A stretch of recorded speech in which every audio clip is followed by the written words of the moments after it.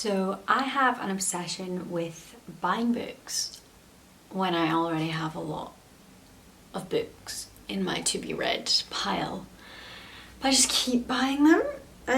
But yeah, today I thought I'd do a little haul of my current to be read books that I have in my possession. I obviously have a list of other ones that I've yet to buy, but this is all the books that I have just now that I haven't actually read yet, but that I am looking forward to reading. So the first one is Three Sisters by Heather Morris. This is the third in a series of books by Heather Morris. The first is The Tattooist of Auschwitz, the second is Silka's Journey, and then this is the third, Three Sisters. So I read the first and the second a good couple of years ago now, and I loved them. Very poignant stories, but very almost inspiring to read in a weird way, but also just so interesting. Okay, the next one is How to Save a Life. This is by Eva Carter. So this was just recommended to me on Amazon. I picked it up. So this one is sometimes saving a life is only the start of the story. When talented footballer Joel collapses on the eve of the millennium, it's shy student Kerry who saves his life. But life after death is no guarantee of a happy ending, and her act of heroism will bind the two together before tearing them apart. Over the next 2 decades, their lives and destinies continue to collide. They know that their hopes for the future can change in a heartbeat, yet the past won't let them go. So what will it take for Joel and Kerry to save each other one final time? But it's a love story of sorts. Yeah, and I'm looking forward to read it. I actually might read this next. I'm not entirely decided yet, but I think. Next is Mad Girl by Briony Gordon. So this is about her relationship with OCD. And as someone who has OCD myself, I think this is just going to be very nice and like relatable. It's also like, it's supposed to be a funny book. Yeah, my auntie recommended this to me.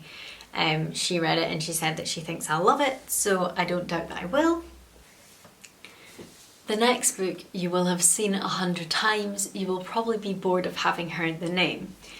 I've wanted to read this since I first saw it when I was walking around Waterstones, and I've actually not read it yet. I wanted this to be like a summer holiday book, and I've not been on a summer holiday this year, so I've not read it. But it's Malibu Rising by Taylor Jenkins Reid. I'm really excited to read this. I actually haven't read any of Taylor Jenkins Reid's books yet, even though I've heard a lot of good things. Her and Colleen Hoover, is that the woman's name? I've not read either of their books. So this will be a good, hopefully a good introduction, and if I like her then I can read the rest of her books. Next is The Choice by S.J. Ford. Now this one I got chills when I read the blurb because I just thought it sounded so interesting. It's kind of like a book embodying the trolley problem as like a real life scenario. I'm gonna really quickly read the blurb of this one just because I feel like it really is very exciting. Jane Bell is a murderer. At 4:55 p.m. on the 15th of January, Jane Bell hit a man with her car, killing him instantly. With witnesses, CCTV footage and a signed confession, her guilt is never in doubt. Jane Bell's a hero, but she doesn't feel guilty because James Foster was about to blow up a primary school. He was planning on killing hundreds of children. He was going to kill her children. What would you have done? It's just so exciting, really, isn't it? So, yeah, very excited. This next one I picked up recently because I read the front cover and I was instantly like, that sounds so juicy.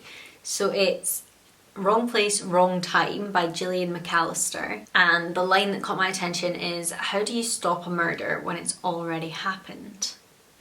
So I was like, I don't know, how do you stop a murder when it's already happened? Tell me. I'm gonna read you the blurb of this one just because I feel like it's very intriguing. Late October, after midnight, you're waiting up for your son. He's late. As you watch from the window, he emerges and you realise he isn't alone. He's walking towards a man and he's armed. You can't believe it when you see him do it. Your funny, happy teenage son. He kills a stranger right there on the street outside your house. You don't know who, you don't know why. You only know your son is now in custody, his future lost. That night you fall asleep in despair. all is lost until you wake and it's yesterday. And then you wake again and it's the day before yesterday. Every morning you wake up a day earlier, another day before the murder. Somewhere in the past lies an answer, the trigger for this crime, and your only chance to fix the future and save your son.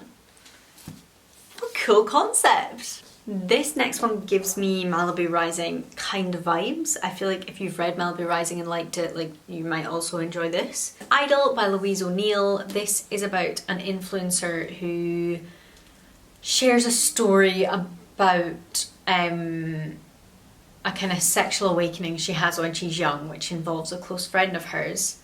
But the friend of hers has a much different account of the story, a much darker account as it's put. And so I assume this is probably like cancel culture vibes, which obviously is very relevant today. So yeah. Not entirely sure how that will pan out, but I look forward to finding out.